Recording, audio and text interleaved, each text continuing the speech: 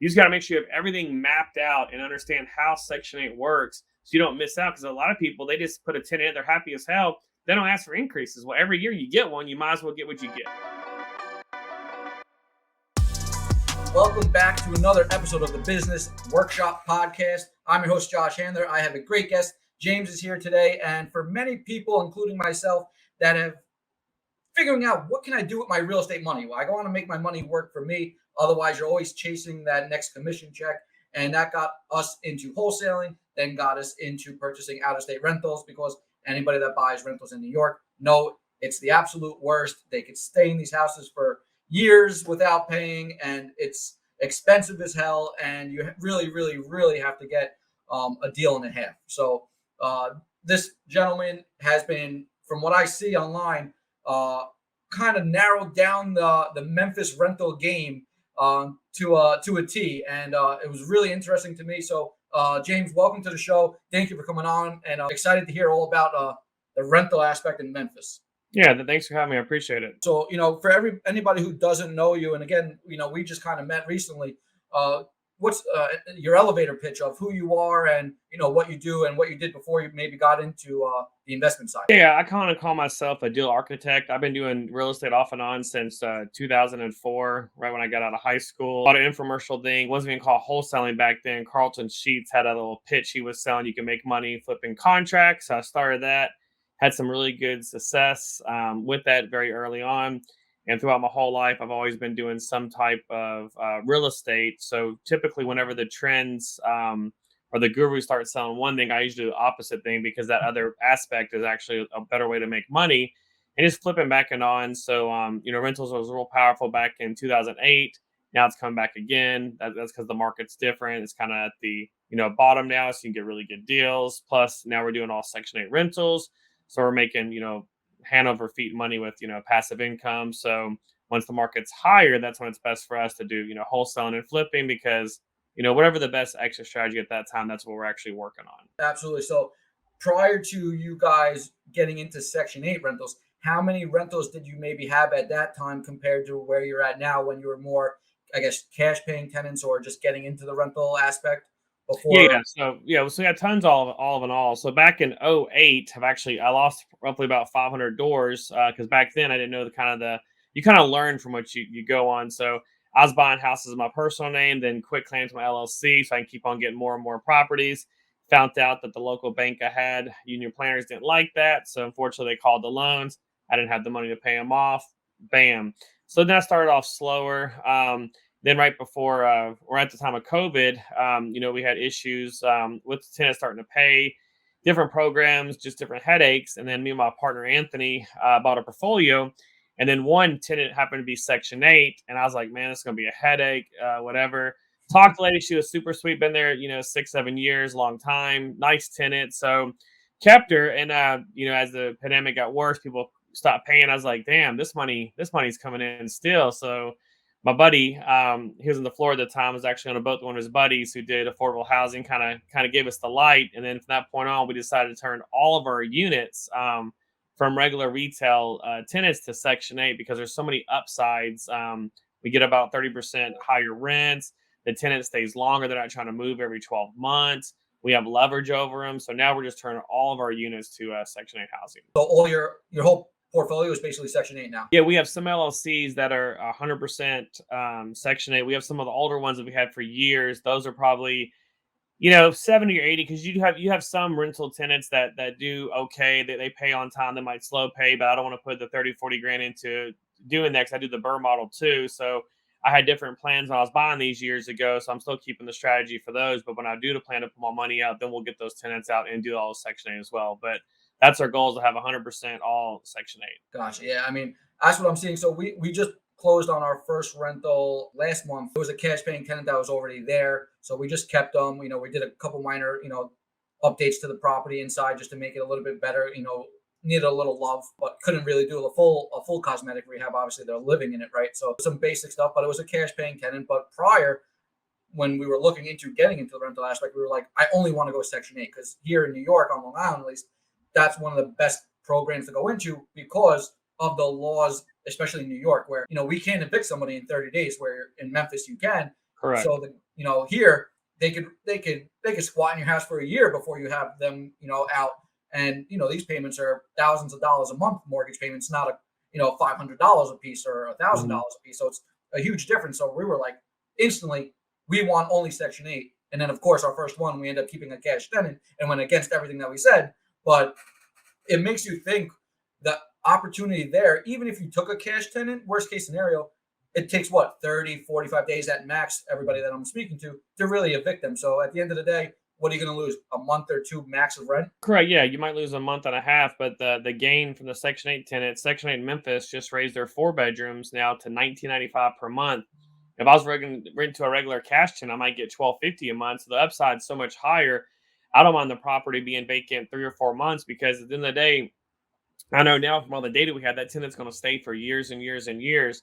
And Section 8 is so easy to raise the rent every single year. They come up with a number. I ain't got to argue with the tenant. I'd say, unfortunately, here's the new standards. This is the amount that's going up.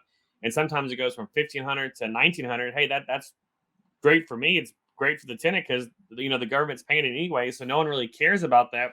When you're going with the retail tenant, that extra $75 a month might kill them, and then you have to think about it. So like I said, a lot of my buddies that still do rentals, that they've actually started switching all theirs to Section 8 too, because it's better in the long run because you're creating a well-oiled machine, and it's just so much easier because a retail tenant also wants so many extra benefits like that a Section 8 tenant doesn't care about. Like we get rid of closet doors, garbage disposals, we remove all the maintenance issues, so the house is actually perform better too on a investment return rate too as well. No, that makes sense. I mean, obviously, the less things that you have to worry about getting a phone call that this is broken or Mhm. that needs fixing, it's the ideal for the investor, of course. Less hassle, less headaches. You mentioned one thing. You're like, oh, Section 8 went from 1,500 to 1,900. One thing I'm curious about, maybe you could dive in a little bit, and this is something that we spoke about on the side a little. You look up Section 8, and in New York, they tell you, okay, if you're looking at Section 8 of property in Nassau County, it's this price, right? One bedroom, two bedroom, three bedroom, four bedroom, like across the board, it doesn't matter what zip code. This is the price. Yeah, that's the best thing about it because, like I said, a lot of people they buy houses, especially in New York. You're buying a house that's three bedrooms, two bath, 2,200 square feet. I would never do that. I'm trying to get the smallest square footage with the max amount of bedrooms. So we stay away from five bedrooms, even though they pay the best, because there's just way too many people in one house. The house will get destroyed. So our kind of sweet spot is four bedrooms, two baths, less than 1,300 square feet, and that's the name of the game. No upstairs, so water can't leak down, less headaches, and that's just able to maximize the cash flow because in Memphis we have certain zip codes we can buy these properties for 30-40 thousand dollars that need less than 10 grand in repairs. We're all in for 50,000. We buy three or four of those on hard money, refi and pull the cash out. We'll make money on the burr method, but now we're making $4,000 a month minimum cash flow off those four doors, which is amazing. When some of my buddies in California, they're losing 3 or 4K a month on one unit, which is insane. Insane. But they're more the equity play. Like, cash flow always, I always tell my friends, equity comes and goes, but cash flow always flows. Like my cash flow every single month grows more and more and I more. like that. I like that line. Yeah, because like I said, these guys here, like my buddy had an apartment complex. I got $7 million. I saw him 2 weeks ago. I was like, how's your equity?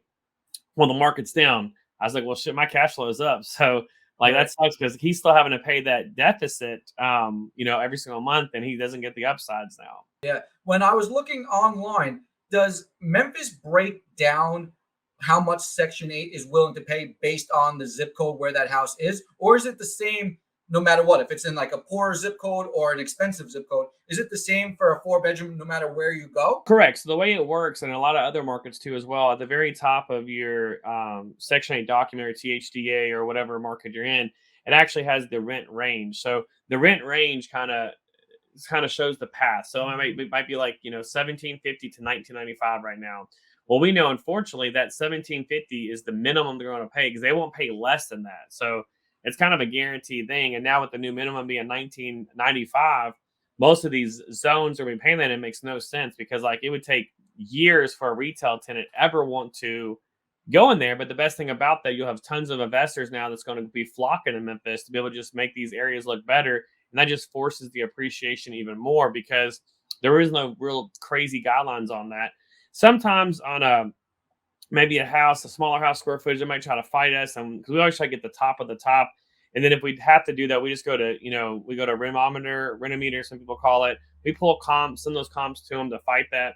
And usually at the end of the day, we always win because we have always had the data going into the deal, knowing what it should rent for. Because you Right. never want to buy a bad deal, so you just make sure you go do all your due diligence on the front side of the deal. And when you say like that rent range was, say, on a four bedroom, 1750 to 1950, for example, whatever it was, what causes that discrepancy? What gets you the top dollar compared to the lower of that? Is it just the location of the property? Is it the condition of the property? What goes into that? Yeah, just the location.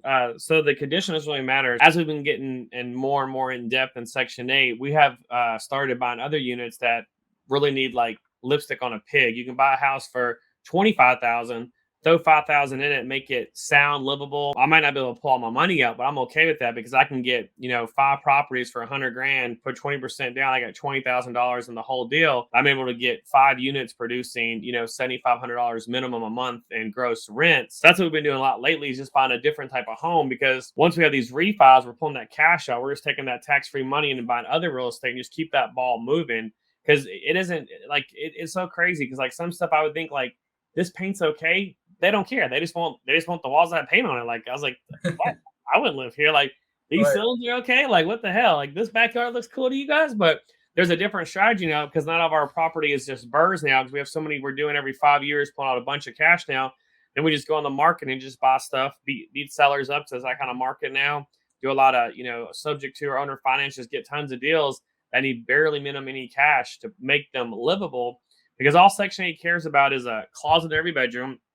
You have to have a window that's open, no peeling paint, no trip hazards, and no vegetation touching the house. Make sure the hot water tank is hooked up correctly and has a flow pipe. And those are the main things. Everything else is something that can be fixed while you're out there with most inspectors. They're super cool. So Section 8 guidelines are a lot less than most people think. There's unfortunately a lot of bad blood with Section 8, which is crazy, because I was always fearful for life. I thought they're going to destroy my house. They're going to burn it down. I thought all these negative factors. But now that I'm diving in it, you just got to make sure you do that correct kind of screening to make sure you're getting a good tenant.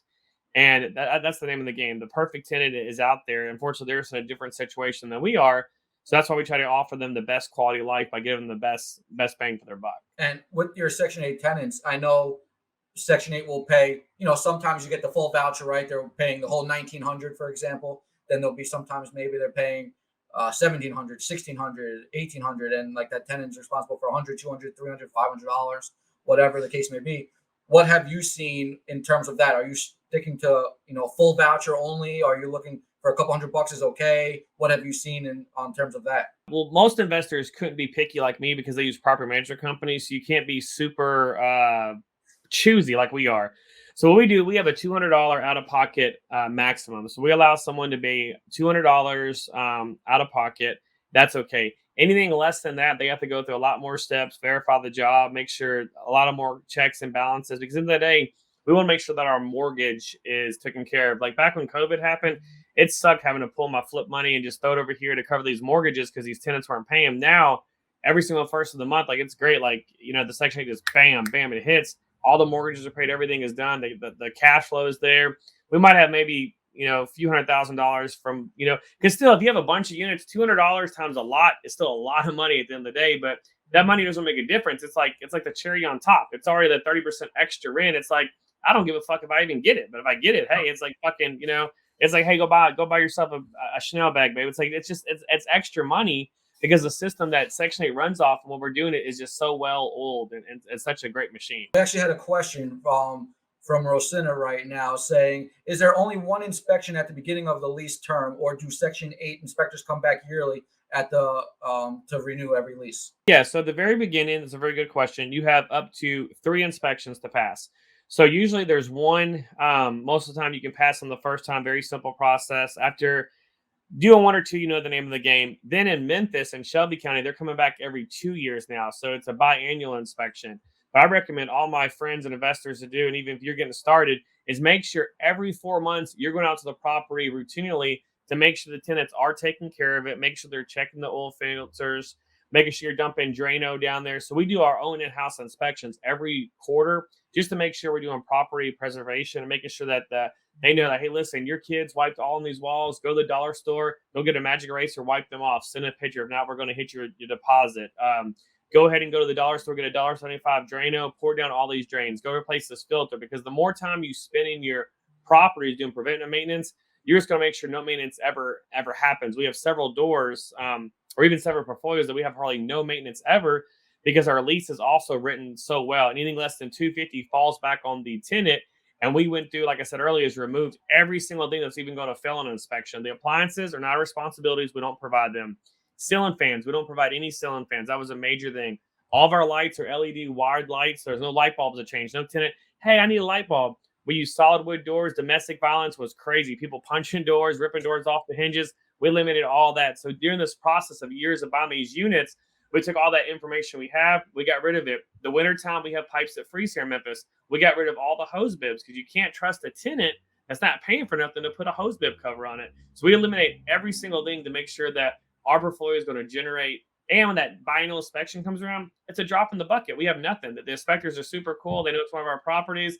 It takes 5 minutes. They love us to death, and we just keep moving to the next one. It's crazy. And you know what? The little things, I guess you learn over time the little tips and tricks that make it better for you, the investor. But like simple things like not including like a hose bib, like it makes sense with the freezing pipes. That's a headache of a bursted pipe. That's all you want to, that's the last thing we want to deal with. So Yeah, or even like dust to dawn lights. All of our lights on the outside are hardwired dust to dawn lights. A few years ago, they had these new lights that are battery powered backup. So if the power goes out, guess what? Our lights, they stay on. There's a battery inside there. It's a battery. It's a few extra bucks on the front end, but it stops on thefts. It stops. It just, you want to make sure that you're constantly improving and getting better as an investor. And you take the data every year. So like a few years ago, 3 or 4 years, LBV was the best thing on the market. It's great. It's cheaper. So before that, we did all of our houses on tile. Well, guess what? We bought a couple hundred houses, waterproof vinyl. That shit sucks. It breaks, it chips. Now we know, hey, listen, that was a disaster. We're going back to this. So sometimes new trends come along, but it's always best just to follow your data and adapt with it.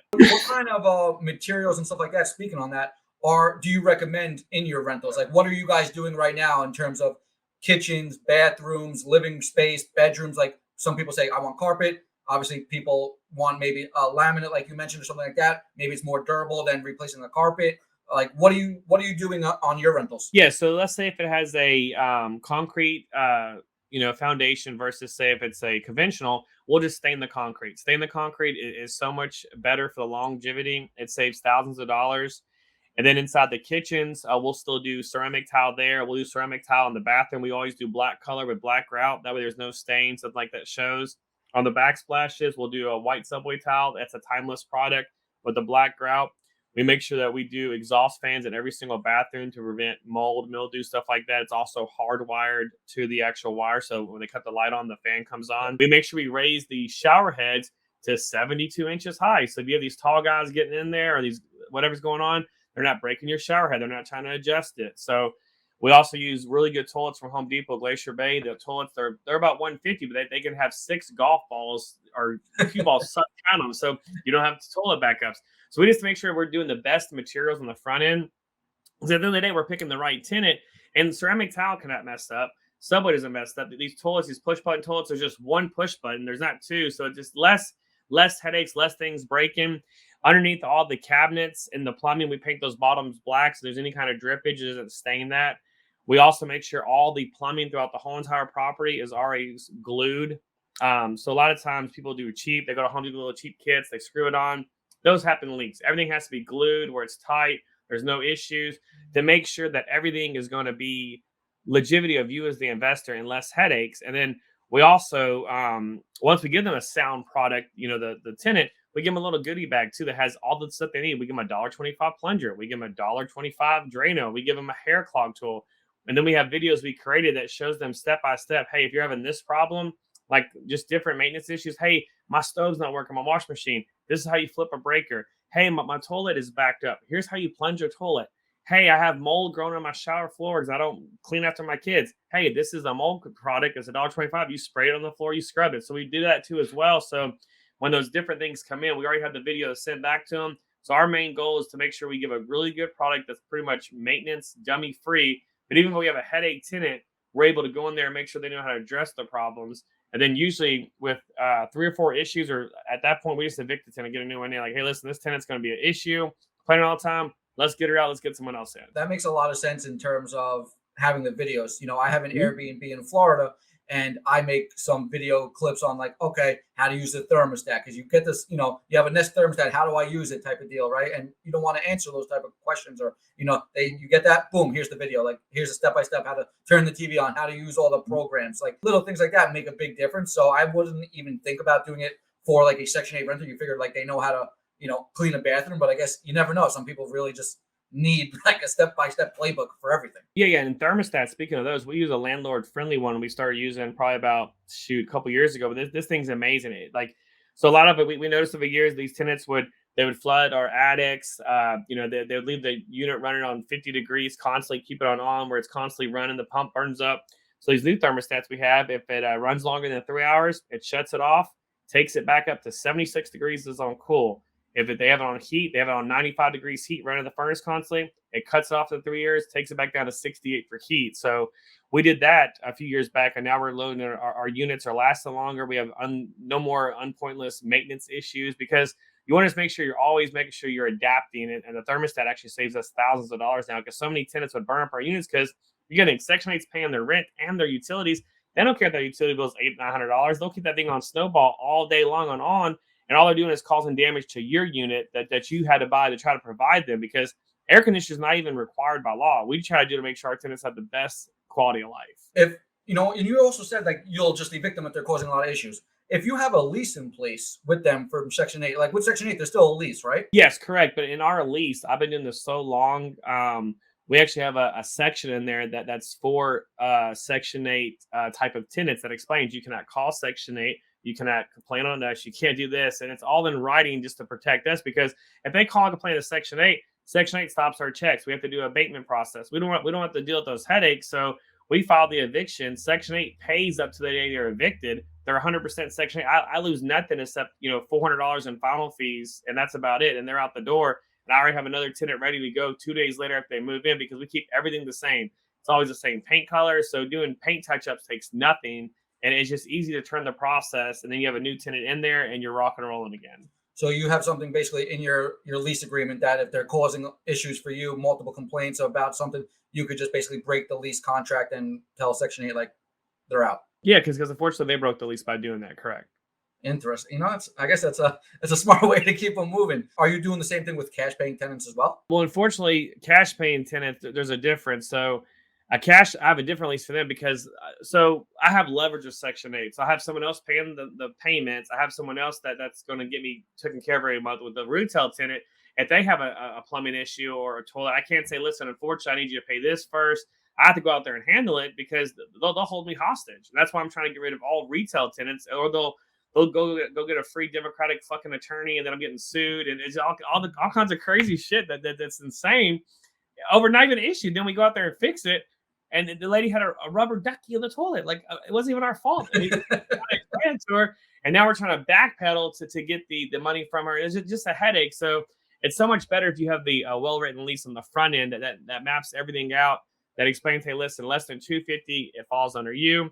If there is any issues, you cannot call the code enforcement or the Section 8. We're gonna work it out between us. And that only works in red states. So you can't do this like in California or New York, but Of course. there's several states that we invest in that where the landlord laws are more friendly towards us versus the tenant. Yeah, no, I like that idea of putting something in there for a cash paying tenant. Oh, if something's broken, if it costs if it's less than like a $250 fix, you're responsible to fix it. If it's something that's major, like over the 250, we take care of it. So I feel like they're not going to call you for BS little items, because they know they're going to be responsible to fix it anyway. Mm-hmm. And then you said, yeah. Plus, we spell it out. Like I said, if their grass is cut, we have charges. Hey, we come out there and your grass is over 4 inches, we're going to cut your grass. We're charging you. So we try to make sure they understand what's going to happen on the front end. We have a paper they sign off on, just to make sure. It's all about making sure you set clear expectations with your tenants. They know what kind of landlord you're going to be. Because we're the different one. Like, we're the ones actually going to make sure that we're there for you, but you're also taking care of our property. Or you're there in our property. Out of these rental properties, it sounds like, are you self-managing them all? Correct. Yeah, all of them. We have a couple like apartment complexes. Like, I don't want to fool with that, because it's hard to, like, if I don't have at least 50 units in that market, there's no point in me trying to establish my own thing. But in our major markets, we have everything. We have property manager doesn't have to live there, so they're virtual. We have a couple of VAs, virtual assistants. We pay $5-6 hours that will assist them. And then we usually have one full-time runner in that market that's constantly, going to the properties, checking on the properties, making sure she can meet the tenants. We have a really good process on move in and move out. So once you have a system built out, it's mainly the technology that runs everything. You just got to make sure it's all mapped out, because a lot of people don't understand with Section 8, you have to make sure you ask for a rent raise on their recertification. So we had a tenant that literally moved in 2 weeks. Now it's time to recertify her. We took her from 1366 to 1743 within a 2 week, even though she had a lease that said she was going to be paying this for 2 years. Guess what? It was time for her to recertify. We went for that rent raise to bump it up. So you just got to make sure you have everything mapped out and understand how Section 8 works, so you don't miss out. Because a lot of people, they just put a tenant in, they're happy as hell. They don't ask for increases. Well, every year you get one, you might as well get what you get. So all you have to do is just reach out to Section 8 on that, that year. They've been there for a year. And Well, no, not even a year. It could be 2 weeks after they move in. It could be 6 months. So Section 8 will usually send you something in your portal. If you have THDA, it's something in the mail. It says, listen, it's time for your recertification of your tenant. That means the tenant has to get all their information to them, make sure they stay on the program. At that time, you're able to raise their rent up. so it has to do with, I guess, how long the tenant was in the program of Section 8. Correct. They needed Yeah, to yeah, recertify that they correct. qualify still. Yeah, because the date that your lease starts doesn't matter nothing. That's between you and the tenant, because on your HAP contract, that's all based on the recertification of what's the government and them, and that's the main contract you go by. That's good to know, because I would have thought it was based on the agreement, but you're right. If they've been in the program for 3 years prior to getting to your property, and they could, in like you said, 2 weeks, 2 months, could be whatever, and then they say, okay, it's time to recertify, and you can get an extra couple $100 a month.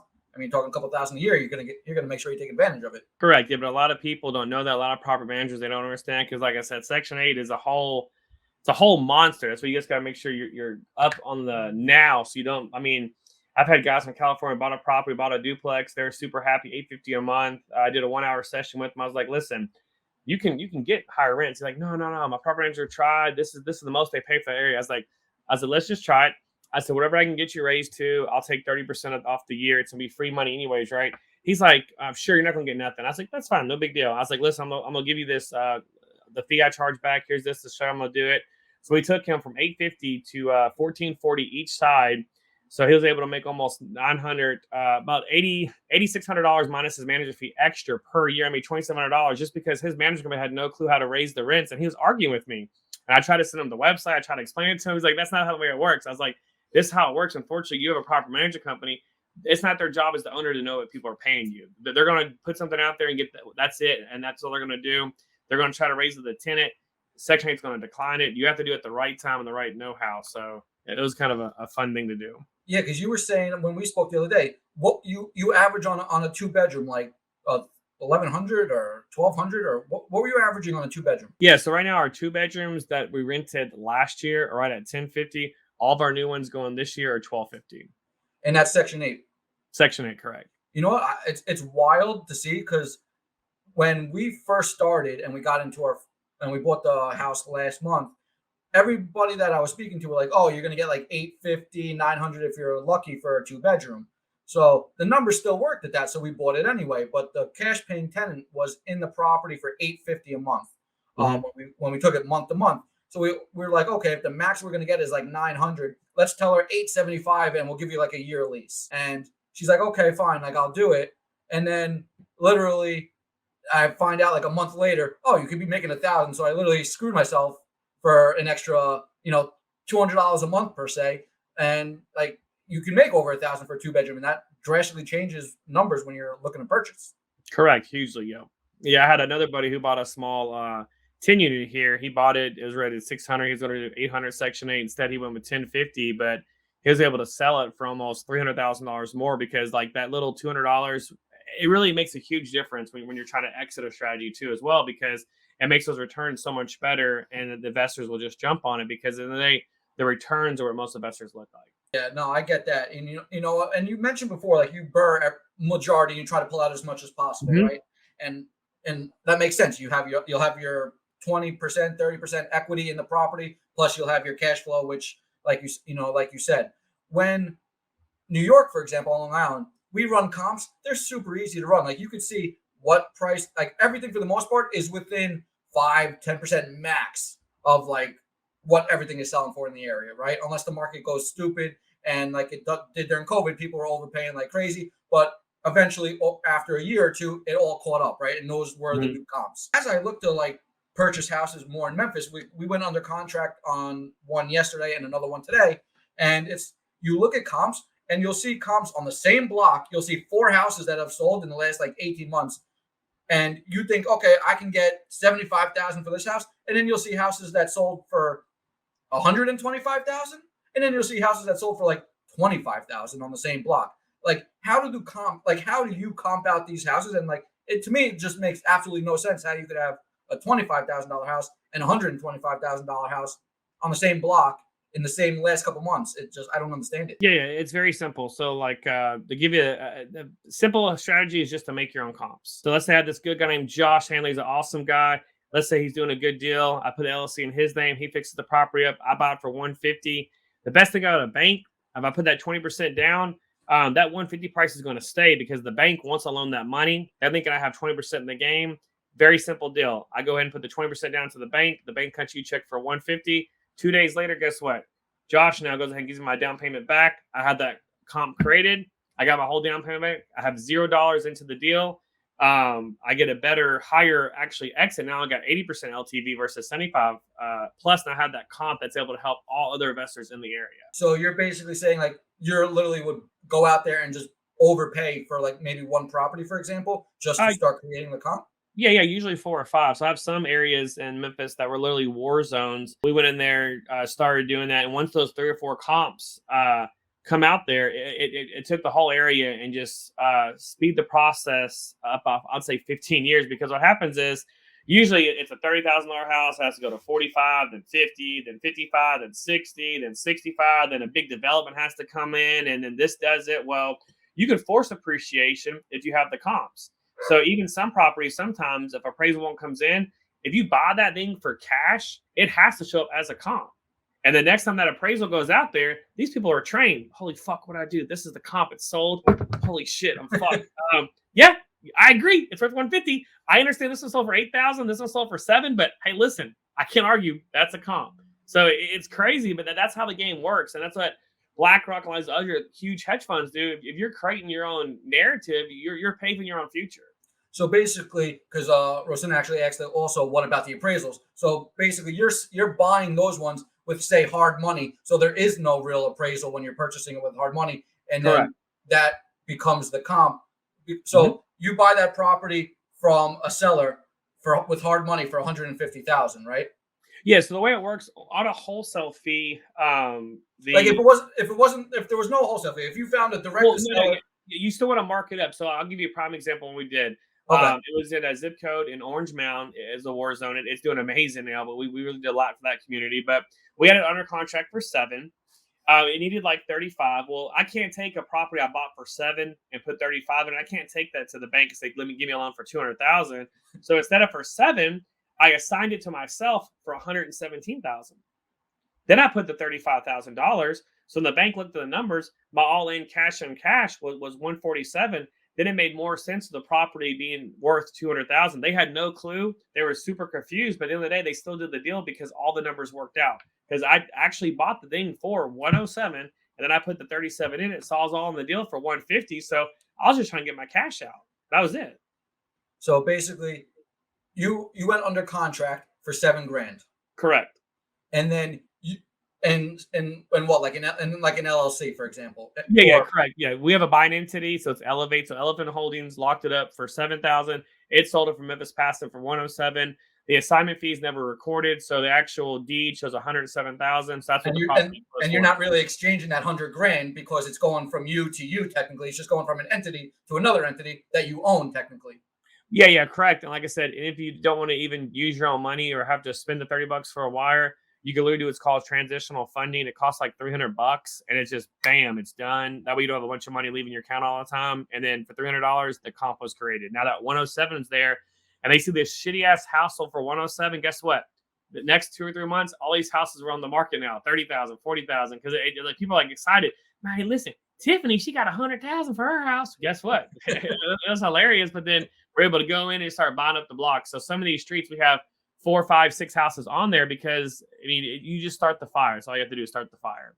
Yeah, so you're basically in a nutshell buying something for 7,000 under Josh A, selling it to yourself for 100, marking it up $100,000 in terms of if you were wholesaling it, that would have been your fee, but you're not going to pay yourself that 100 grand. So you just say, okay, I'm buying that for 107,000, Mm-hmm. and then Correct. there's no appraisal for that aspect because the appraisal, like, there's nothing marked up for the wholesale fee. Mhm. Yep, and now the cash comp for 107 as is locked in the system. It's now our comp. So when everybody else sells a house, or they'll say, "Listen, this one was a piece of shit. It sold for 107." We usually do what's called a flat rate listing. It's like $100. We throw the pictures on there. We close it out. That way, everything is legit, just like a regular real estate transaction. Gotcha. So then you're putting that before you refinance. You're saying you're putting the house up Hmm. as a listing. Correct. So you're wholesaling it to yourself, Hmm. doing all the work, putting in that, say, 35 grand that you said, Hmm. all in the deal for technically 42,000 per se out of pocket, but on paper maybe it's 142,000. Hmm. And then you can go to the bank and say, listen, I did these upgrades. I think the house is more worth 200,000 now. Correct. And then you And then a say, lot of times we'll list it too. So the realtor, when they look to the search, they'll see like, hey, it's listed for 199. So now that number, because on a refi, it's really hard to get it's really hard to get an appraiser to know the numbers. So we try to make sure we're letting them know what we're doing. We steer the picture that way they know to shoot at. Because when you're buying a house, that's easy. They have the number you're going for. When you refi, they have no number. And you don't want them to use a 25,000 comp or 3,000. So we try to put a nice packet together and make sure, hey, listen, this is our property. We bought it for 107. We put 37,000. Here's the whole scope of the work. Here's comps that we believe that will work for you. Here's the square footage. Here's what the property is rented for. Here's the HAP contract, which is the contract you get from the government. Bam. And now they have all this data. It's so hard for them like to go to against miss. it. They're trained to look at the data. And how many have you had an issue with in terms of hitting those appraisal numbers to be able to pull out your money? Um, when we were first finding this process out several years back, we had issues all the time, like the issues you're having, like where there's low comps. But ever since we kind of streamlined the process, we've used over 25 different lenders and never had no issues because everything is just, we know what we're doing. We have a track record. Everybody knows our properties. We have signature colors. Like it's so easy because it's not a process. And like, so we have hundreds and hundreds of loans, no defaults. Like, but bank, they love us. Plus, we're making the whole neighborhood just better for everybody. Right. And when you're taking your cash out refis, are you doing all like DSCR loans? Yes, every single one, correct. Unless we have maybe like a portfolio, older one, a bunch of cash rentals, and we might just throw it like in a Delaware, like a non-recourse loan just to get a little bit higher bang for our buck. But those kind of suck these days because now I have to pay into a capital X account. We did it at first, but we don't have no capital X ever. So we have some of these loans now. We have like fucking 150,000, $200,000 just sitting there. We're paying these capital X's. Like, what the fuck do we do? I guess we can do some roofs. I guess we can do this. Like, we did the roofs 8 years ago. Fuck, blacktops or like what? It sucks because they won't give you your money back. So it's like I don't recommend those loans anymore. So now we just do everything just DSR because they're easier. It's based on the rental comp. It's just a smooth transaction. What are the interest rates these days looking like on a refi on a cash out? Well, to actually solve the problem, we actually created our own lending platform, teamed up with another lender to be able to control that because it sucked with so many different lenders having like 9%, 9.5, 10%. Like these guys are crazy. So since we're able to do our own little sweet deal now, we're able to keep them usually around 8%. We can buy down the rate on some if we want to. Usually we don't do that because we really don't care. Like as long as we're making $200 plus per month cash flow, we're cool with it. So we don't really care about the interest rates. Like it doesn't make a difference for us. Usually the points are like 3 points to get down. So a typical loan for 100,000 will cost us roughly 3,000 for closing cost points to the lender, another $500 for the attorney, and then usually we'll be making about anywhere from 5.25 to 625 cash flow. So we're cool with the deal because we have no money in the deal. So like Right. some of these investors that they pitch, I want 6%. Like, dude, you understand that like you're fighting over peanuts. Like it doesn't make a difference. Like, it's insane, but people do it. And are you pretty much assigning yourself a lot of these deals with that spread on majority of the deals these days, or it's just few in between, or majority like that? No, so anytime we go into a new market, a new neighborhood, a new area, we have to do that. But like once we get there and establish on three or four, they're there. We're able to just buy from wholesalers, and then we'll do what's called a JV, a joint venture. So sometimes we have to bump them up a little bit because we get deals so good. So wholesalers have no clue what they have. They might bring it to us for 13 grand. Like, dude, I would pay 55 for it. Well, guess what? I'm going to pay 55 for it. I'll get my hard money lender to loan me the 55. So I'm just getting more of my money up front from the the cash out refi in the front part of the stage versus the last stage, because you don't pay income on any type of, loan anyway. So we're able to pull it Right. out that way and just keep on pushing with it. So typically a new market we go to, if there's no good comps, we'll create 3 or 4, 5, 6, maybe at the most. And once those are established, we're able just to cut the machine on, let it go by itself. So if you look up a property and you're like, okay, I think I'm going to buy this property, and you're looking at comps in the area and you see, 10 houses have sold um, in the last year in the area, and five of them are 100K comps, and you're like, all right, that's perfect, that's what I need. And then you see a couple other ones for 20, 18, 30, and you want that 100. Like, is that enough for you to be like, okay, we got five solid comps in that area, even though there's another five lower ones? Like, is that enough? Yeah, just one comp in the last 90 days, and I'll take the gamble because it always works out. Because you want to make sure you're comparing apples to apples. Sometimes these $25,000 houses are not fully redone. Memphis and another markets like Ohio that we do, or North Carolina, there's a lot of turnkey buyers. So these turnkey buyers are usually doing a pretty good deal. They're usually selling these things for like, 125, 135 in the areas that we're buying in. So they're already there. They're established in that. We're just going in with the same kind of product with a higher rent. And the best thing about the type of loans we're doing, it's based on the actual rent too as well. So usually the numbers always work out. I'd say probably the last 4 years, not a single one that we're unhappy with when it comes to the appraisal. And there was just one thing I wanted to touch on. You just mentioned as you were refinancing, if you didn't want to like show something, there's like a bridge loan. What you were saying? You were like, if you don't want to lay out the cash while you were doing this, like that $300 you were saying. Oh yeah, it's called What is that? transitional funding. So let's say that you wanted to make your own comp. Let's say you bought it from a wholesaler for 10,000. You wanted to close on it for 90 grand.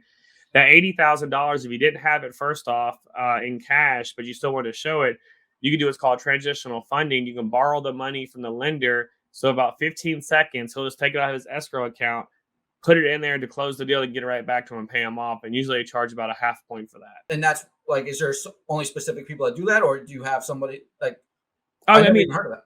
oh yeah. So I mean, we do it a lot in Chicago. So I have about a couple hundred thousands up there. It works for me. So in Chicago, you can't really wholesale. You have to do what's called double close. These wholesalers never have the money to double close on the property, so that the closing title will use my money for about 15 seconds, and I charge 2 points because these motherfuckers, they have no choice. Like they need me in my life. So some of these deals are 200,000, so they'll use my money for like 15 seconds, and I get my money right back. It's 100% secure. The person never gets it, and then they pay me roughly, $2,000 to use my money, and I get it right back. So that's all it is just having the money available to you, Josh, to be able to close on the deal and to be able to sell to me immediately after for that profit. So basically, it's the same thing as doing a double closing, but because say Josh didn't have the funds to do so, I'm using someone else's money, paying them a $300 fee to use their money for 15 seconds. Yeah, correct. And I always make sure if I'm doing a double close, if someone's trying to do that strategy, make sure that the buyer's already funded the deal and he's already signed closing documents before you actually fund the A to B. So I do A to B then B to C. So make sure the B to C is closed and funded before you actually close and fund the A to B. Because you don't want to be in a situation where you buy this, you let this wholesaler buy the deal, then the buyer is gone, and now you're stuck with a property you don't want. So we make sure that we have different safety nets too as well for that part of our business. Are you lending to people for like the 15 seconds, or Oh are yeah, you? yeah. We have a whole, like I said, lending platform. So we'll do DSR loans now. We do pretty much we lend on them, and then we put them in a nice package and sell them off to biggest mortgage companies. So we do bridge loans, hard money payments, all that kind of stuff. So we do all types of lending. You're like your company, or like you guys are actually like, so if Josh wanted to come to James and say, hey, listen, I got this deal, I'm looking to get a DSCR loan, you guys would actually look at the deal if Correct. it made Yep. sense Yep. to do it. Yep. Elevate Financial Partners. That's our lending company. I'd Oh, send you that's a the one that link. you gave me, right? That you Correct. told me to talk to. Yeah, yeah, yeah, Yeah, Matthew. Yeah, usually right. I don't try to push nothing. I just let people, because I don't want people like, hey, no, it's fine. Just give the referral, let it do what it does. Makes it easier that way because it's just easier. But like myself being a deal architect, I want to own a little process of all the real estate transactions. A lot of people don't understand. There's so many things. So like, if you need home inspection, we got you covered there. If you need a rehab done in Memphis, we got you there. I have a different company that own does that. We do mold remediation. We do roofs. We do every single thing. If you need a good closing company, I got you there. So I have my hand in a little part of the transaction. That way, during the whole entire deal, I'm getting paid on every single step from a home inspection. So the only process I don't own is the appraisal process because that'd be a conflict of interest. That's the only Right. I cannot own, unfortunately. But other piece of the transaction real estate deal, I have a company or I'm a partner in a company that can take care of that whole transaction from A to Z. Except for managing, 'cause I don't want to fucking have the headache of managing people's shit. So I Yeah. have a course that I sell that kind of teaches someone, hey, listen, you give me $5,000. This is the course. You go in there, it'll teach you everything because I don't want to be a manager. I rather keep all the cash flow for myself versus getting 10% crumbs to manage someone else's stuff. Obviously, you said you manage everything. You do all you're doing the lending stuff. Now, in terms of your rehabs, are you do you have a crew like on payroll, for example, that you're because you're doing so much business that you have your electrician, you have your drywall guy, you have your flooring people. I see you're doing a lot of like extensions or adding a third Mhm. bedroom or extra square footage. Do you have all these people on payroll? Or are you bringing in like people that you just work on the same people all the time? Yeah, so being an entrepreneur, I can make a lot more money doing that stuff, the employee, but I don't believe in the 9 to 5 bullshit. So I don't feel like I should fucking have those people. So everybody who works for me, even my Filipinos, I try to give them. Everybody should believe in the dream of freedom and be able to capitalize on yourself. So like my HVAC guy, I could easily hire someone that could do what he does for probably 1250 a week. I'd make so much more money hands on the fist, but instead I give him 2,500, $3,000 on a stall because at the end of the day, I'm pumping that money back into the community. He's helping his family out. The same thing with my rehab crews. So I use a lot of times Hispanics from either Mexico, Honduras. These guys come here, don't speak the best English. I got Google Translator. It's great. I give them a piece of the American dream, and we're doing it together. So I'm paying more. I don't care. I'm not using any of my own money. I'm not costing it. I'm just making free money out of the air. Why not pay a premium if you can afford it? There's no point in trying to take the process down to that minute, if that makes sense, to try to scale. Because at the end of the day, I want to be able to have a process where I can say, here's a template, here's the pictures, go find this. If I had one crew, then I'd be stuck on those crew. But I have several rehab crews. I have several HVAC guys that are able to do that. So I'm able to keep on buying. I'm not stuck. I'm not stopped. I'm not having to train someone. Or if my guy quits, I don't want my HVAC guy to quit. Then hey, I have no HVAC guy. I have no Right. relationship. It's all about relationship building business. So that's what I go for. Yeah, no, I love that. Actually, that's great to hear. It shows a lot about your character, and I think that's just great, and probably why you're super successful so far, right? You do the right thing by everybody, around you. Yeah, yeah, Um, you just have my wholesale business. All the kids I used to do, they're all of them are partners. Now they're doing their own wholesale thing. It's always about elevate. That's why my business name is Elevate because there's no point to try to like charge everybody something. Like I said, like I mean, like that thing I gave you, there's people that are charging $2,500 to know how to charge. Like that's stupid. Like there's no value in that. That's a website. You might be a lazy fuck. Who knows? You might have to do what with it. I don't mind giving information because it's still up to you because the individual still needs someone to help them through the process. What I offer is someone to save time. Time is money. So the reason I have a course to do it is all about helping that investor save time to learn tips, learn tricks. When I talk, I get out so much information, but I talk super fucking fast. So, and of course, it's just like easier. It's slower. It's easier. I explain the shingles to use. I explain the windows to use. So it's just more of it, in a nice, presentable way to make sure that that person's actually getting something for their money. They can attain it.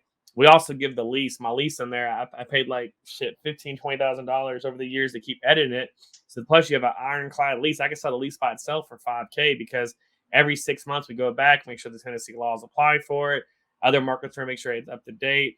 And we're constantly just getting better. So we just try to make sure we're offering the best thing for everybody, no matter what stage we're doing it in. yeah, no, that's awesome. And like you said, the lease is one of the most important parts. Like you said, it's always evolving. You're always trying to make it better. So it holds Yeah. its weight in gold. Yeah, and I already gave you enough tips. You can take the information on this call and make your own badass lease. Like I said, most people wouldn't do that, but at the end of the day, I know people are lazy. Unfortunately, people just want to fucking pay money. Hey, listen, here's this money. Give it to me. Teach me how it's done, and make my life easier. Yeah, it makes sense, and that happens a lot, and that's why Mhm. there's always an opportunity in this world, right? Correct. To Mhm. make more. Uh, Last question I have, really, before I let you go, it's just because I think it's super interesting and I'm curious. I follow you on social media, and I see a lot of your stuff. You are doing extensions, or you're doing full gut rehabs. Um, One, I guess, two-part question. One is majority of your deals full gut renos, or are you buying stuff that need lipstick on a pig? Yeah, so usually the lipsticks on the pig, those are called what's called my Section 8 gold mines. So I have those, but like those don't make good content. So like I said, people like seeing a guy go out there and fix up a fully gutted house. They like to see that. Like Yeah. no one wants to see like I mean, well, some people do. Like I try not to be super flashy. Like there's no point of like the other day I bought a bunch of houses. They didn't net that I posted some keys. That's great. But what I'm gonna do, like, hey, this is a property I bought for 50,000. I'm making $1,200 more cash flow. Isn't it cool? It doesn't make for good content, but I don't try to steal from the deal. So like most guys have like a set criteria. They want to do this, they want to do this, they want to do that. They want to have one kind of specialty basket. But I do everything. So like I said, back when New York fucked me over Airbnbs, that didn't hurt me because I have my hand in so many other baskets. Hey, fuck it. Let's sell these fuckers, take a loss, move on to the next thing, you know? So if you're always constantly doing different things and you're not a master of one skill, you're gonna get so much farther in your life because everybody tries to be a master in a skill. I'm gonna be a master at this. I'm gonna be a master at this. I master all kinds of shit because I've made so many fucking mistakes. I can tell you what not to do and help you through those leverages. But I just like the full guts the most because those usually print me the most cash. So like on those things, I can, print, 30, 40,000, $50,000. It's amazing. It takes less than 6 months to do it. I'm helping my lender out. I'm borrowing the money from him. He's making his thing. I'm able to get all those tax advantages from there. Plus, I'm able to do what's called a cost segregation. So for $500, I have a website. It's called DUI cost segregation. I ain't gonna pay no dumbass $4,000 to do it. Then I'm able to get all the appreciation. Unfortunately, the Dims are trying to change it up a little bit, so I don't get as much as I used to. But hey, listen, I'm able to get all my cash back. I have no money in the deal. I'm making cash flow. I get about $6,000 to $8,000 in interest payments as a write off. So that helps some other crypto, whatever else I had going on. It helps on those things. Then I get a cost segregation, so I get a forced appreciation immediately to help me on different tax advantages. So it's just great all the way around if you do those bigger jobs because you're doing the work and you're getting more of a reward for doing the work. On the other properties, sometimes I can get ones that are gold mines. I lock up on the market for $56,000. I call the realtor, say, listen, take this thing off. I need it off immediately. I'm gonna do a different loan. I can't have it seen it. I send it to the lender. I send the appraiser out there. The appraiser appraises it at 100,000. I put $20,000 down. They cut me a loan for $80,000. Guess what? I only bought it for 56, so I made $6,000 on that purchase. So it's just crazy when you know what to do, and those are called like novation deals. You're able to make so much money in real estate, and you can there's no reason to ever keep your money in real estate unless you're just like it's pointless. Like I would like be upset if I had a bunch of fucking houses paid off because there's no point with the house sitting there just losing money. Unfortunately, it's going to need money at one time. Why not just keep it there, have the money working for you, have your money creating you a return? You know what? So the perfect question. I'm going under contract on another property today. Uh, doing like almost like a subject to deal, I guess, right now, where it's he owed 39,000 on it. It was a 2-1, but there's comps that support 90. There was one that sold 100, blah blah blah. Like that's how I got my example before. There was a couple that were 90, 100, then there were some that are like 20, 30, right? He owed 39. He wanted like 12 grand in his pocket, like to sell it. It has a tenant in there for another 5 months, only paying 800, well below what they should be paying for a 2-bedroom, right? Mm-hmm. But he's like, if you want, I asked him, would you hold the note still in your name? Interest rate was high. His interest rate is 10% still.